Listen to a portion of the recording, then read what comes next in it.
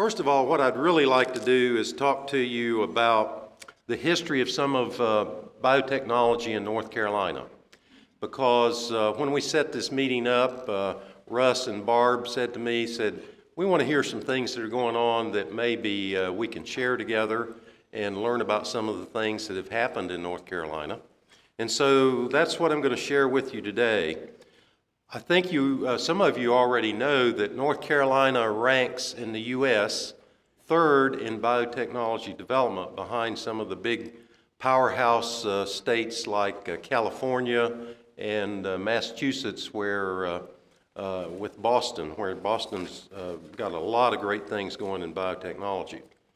But remarkably, the life science sector, of which all of this is a part, which really uses living organisms, this is kind of the way we define biotechnology, to make improvements in various fields ranging all the way from agriculture to pharmaceuticals and to the environment, did not exist in North Carolina 30 years ago.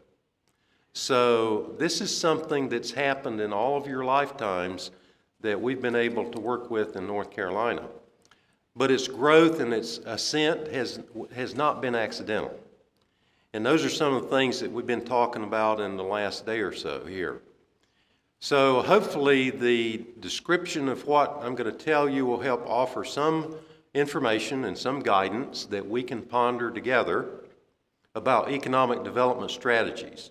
Because you're doing the same thing we're doing in North Carolina. You're working to develop your economy and increase the wealth of your citizens so that they can have a better life. So let me give you a little history. As a governor in the early 1980s, we had Governor Hunt, who served basically 3 4-year terms. And Jim Hunt challenged his economic team to find an industrial growth engine that could leverage the assets of the state and drive job growth from the coast to the mountains. Biotechnology was the new thing that people said, we don't know what it is, but it sounds good, let's try it. So it was the answer that we started in the mid-1980s. So it was much like the creation of the Research Triangle Park that Marty mentioned, where I work today. The park was begun actually in 1959, and it looked at biotechnology as a way that maybe as the park developed and Governor Hunt looked at it as a way to draw from a real deep bench of research that's ongoing at our universities. Because in most locations in the world, that's where things like biotechnology start, because they're so intensely research-based. So the universities were able to find more productive ways to develop and distribute crops, provide a new catalyst for medical R&D and pharmaceuticals, and to also help us offer coastal development for our long coastline using marine biology and biotechnology. But the potential really wasn't going to be realized without intentional investment and support. And this is really a key piece because, as I've said in the last day or so to a number of folks, everything that's research-based, that's development-based, follows the money. So in 1984, Governor Hunt and the General Assembly of North Carolina set up the North Carolina Biotechnology Center as a private, nonprofit corporation. So our mission is to provide long-term economic and societal benefits to North Carolina by supporting biotechnology research, business, education, and strategic policy statewide. What I want to be sure that you know is that even though we support research, we do not do research at our location. So our bottom line goal is to create jobs. Now we do that by investing in research and coordinating commercialization efforts across the state through our 5 regional offices that we have developed.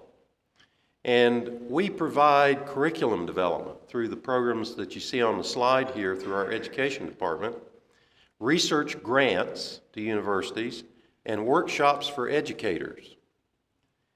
We also help develop policy recommendations that will work with our elected officials that gives an input with a wide range of stakeholders and really offers early stage companies through this business and technology program small, low interest loans to help them get started, because you have to have company development. So we do that, and we call ourselves an economic development institution because that's what we do.